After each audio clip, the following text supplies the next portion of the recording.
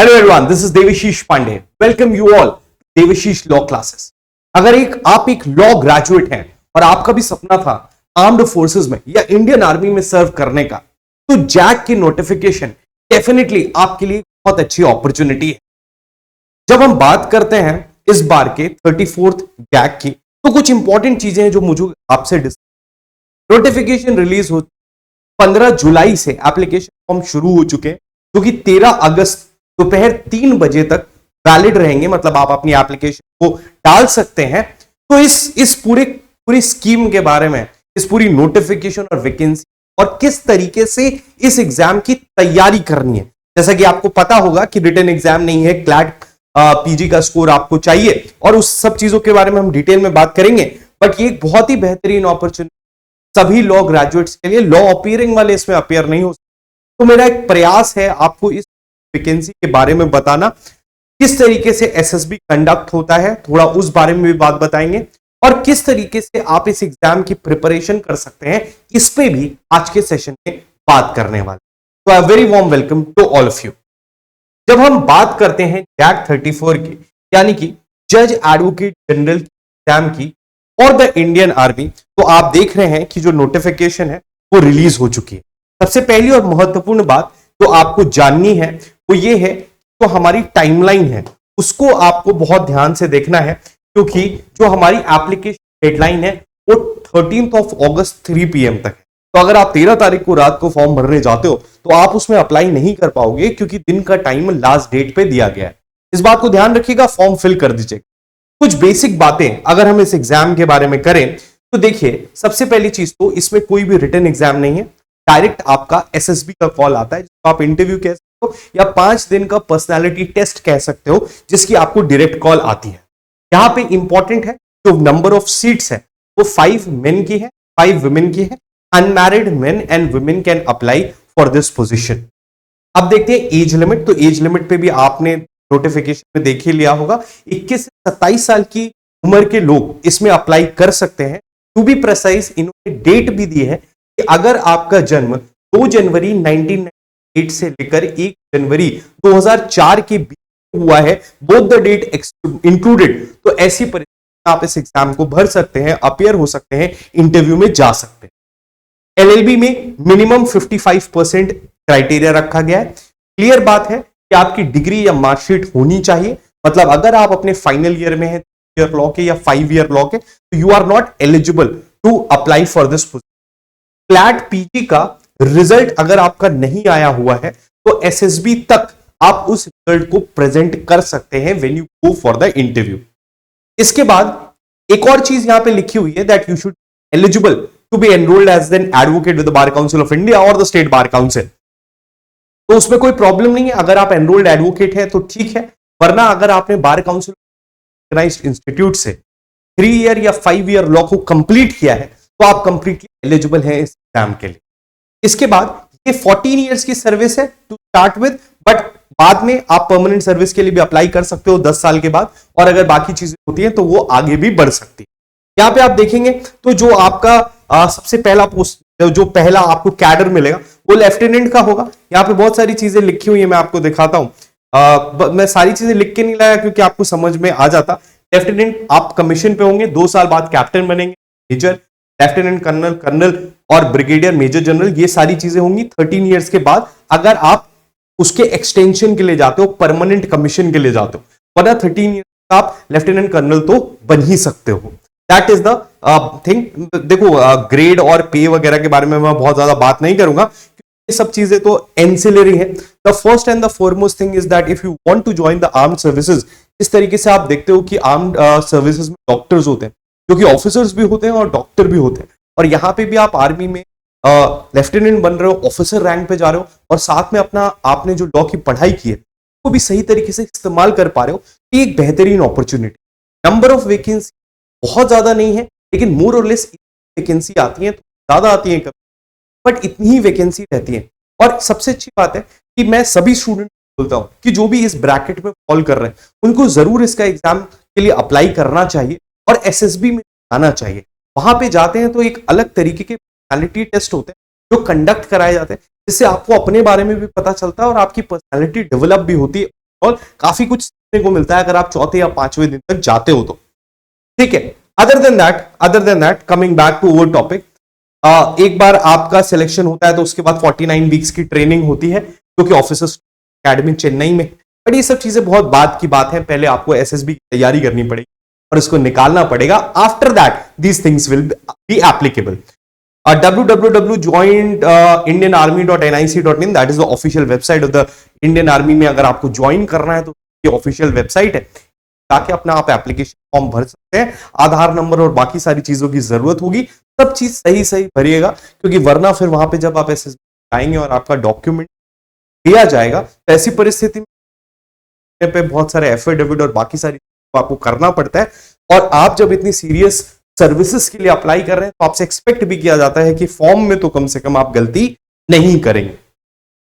अब आपने application form भर दिया, उसके बाद आपका एसएसबी का कॉल लेटर आ जाएगा। एसएसबी का जब कॉल लेटर आ जाएगा तब आप जहां पे भी आपकी डेट्स होंगी, जिस भी लोकेशन पे आपको बुलाया जाएगा वहां पे आप पहुंचे। अब एसएसबी जो 5 डेज का एक तरह से पूरा टेस्ट होता है वो 2 फेजेस में हम बांटते हैं, फेज 1 एंड फेज 2। जनरली आपकी साइकी, पर्सनल इंटरव्यू और जीटीओ टेस्ट देखने को मिलते हैं पूरे ही एसएसबी। बट 2 फेजेस की बात करें तो फर्स्ट फेज जो होता है वो स्क्रीनिंग होता है। जिस भी बैच में आपको बुलाया जाएगा एसएसबी के लिए उसमें 200-250 बच्चे होंगे एंड फर्स्ट डे पे ही मैक्सिमम स्टूडेंट निकल जाता है और 40 से 50 बच्चों जो आने वाले 4 दिन तक वहां पे रहते हैं, जिनके पर्सनल इंटरव्यू और बाकी सारे टेस्ट होते हैं। क्योंकि ऑब्वियसली वो 5 से 10 लोग लेने और ज्यादा भी लेने होते हैं, तो भी आइडिया ये है कि कुछ जो टेस्ट होते हैं ना वो बहुत बेसिक और उनको जो लोग क्वालिफाई नहीं कर पाते हैं तो उनको एलिजिबल नहीं मानते हैं। तो that is the way the selection is being done. तो फेज 1 में जो आपका होता है वो स्क्रीन टेस्ट होता है, OIR टेस्ट होता है, पिक्चर पर परसेप्शन टेस्ट होता है, डिस्क्रिप्शन टेस्ट होता है। जनरली इस तरह के टेस्ट आपके इंटेलेक्ट को, आपकी पर्सनालिटी को, आपके प्रेजेंस ऑफ माइंड को टेस्ट करने के लिए होते हैं कि आपको कोई चाहिए, आपको स्टोरी बनानी हो या कोई वर्ड दिया जाएगा उसका आपको सेंटेंस बनाना होगा और इस तरह की चीज, ताकि आपका एनालिटिकल ब्रेन और पर्सनालिटी को प्रॉपर तरीके से टेस्ट किया जा सके। तो जो स्क्रीनिंग, उसके बाद हम फेज में जाते हैं जहां साइक टेस्ट के 4 पार्ट होते हैं। टैट होता है, वैट होता है, SRT होता है, SDT होता है और पर्सनल इंटरव्यू होता है। GTO जो होता है वो आपका 3rd और 4th डे में होता है।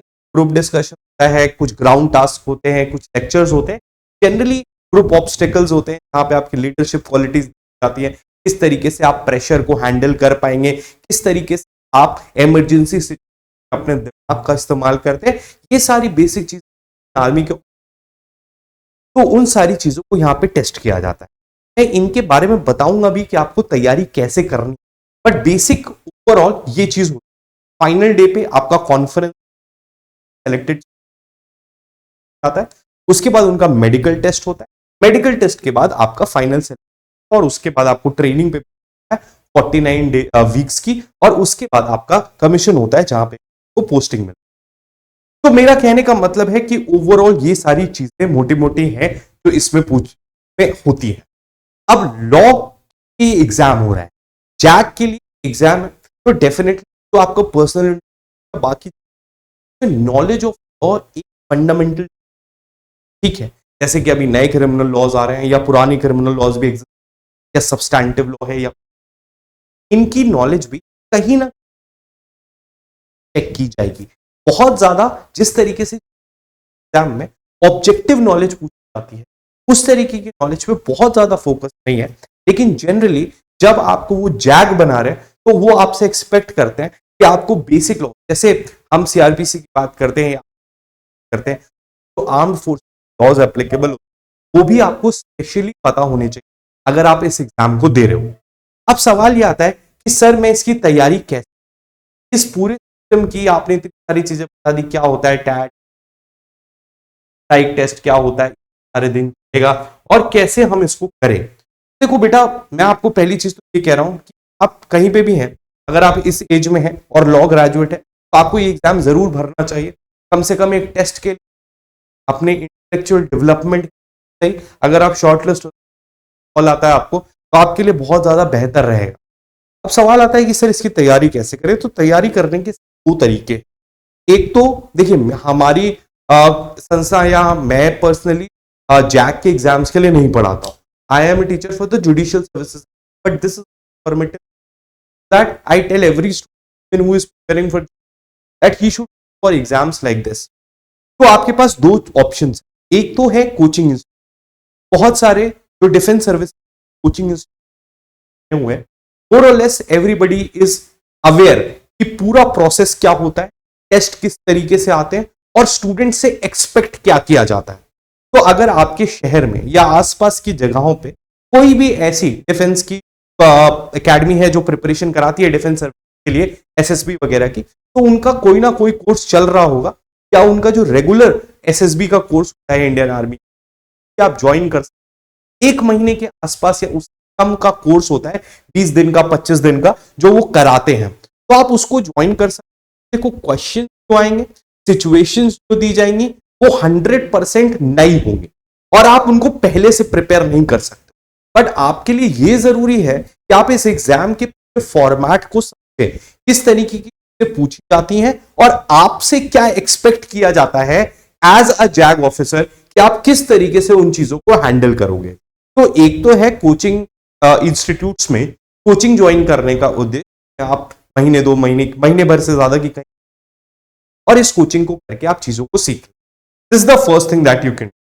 The second thing that you can do is, बहुत सारे ऐसे स्टूडेंट पास ये फैसिलिटी अवेलेबल या फाइनेंशियल वो नहीं जा पा रहे हो, तो ऐसी परिस्थिति आपके पास यूट्यूब है. देखो, मेरा स्पेशलाइजेशन में, यहाँ पे ये वीडियो आपकी इंफॉर्मेशन के लिए बनाया.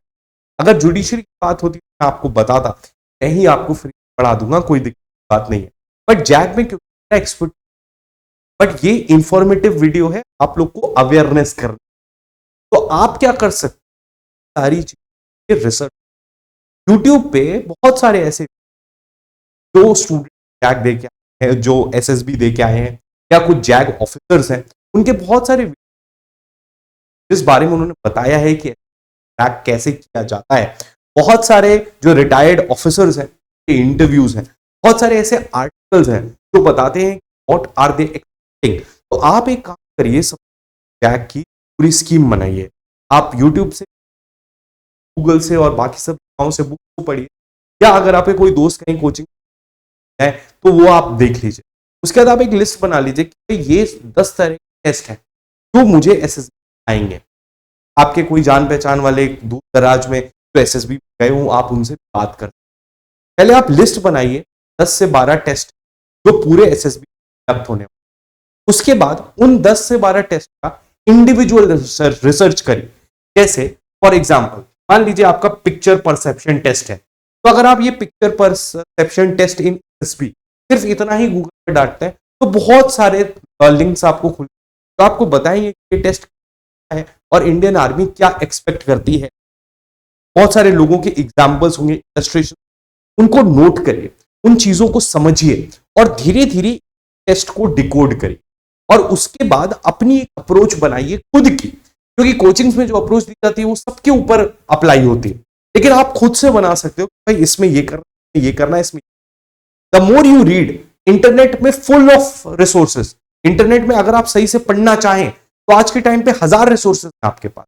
तो इनकी लिस्ट बनाइए, इनको सही से पढ़िए, इलस्ट्रेशन दिए होंगे, केस एनालिसिस दिया होगा, केस स्टडीज दी, खुद से सॉल्व करिए. अगर कोई ऑनलाइन कोर्स आपको मिल जाता है तो आप वो भी ले सकते हैं.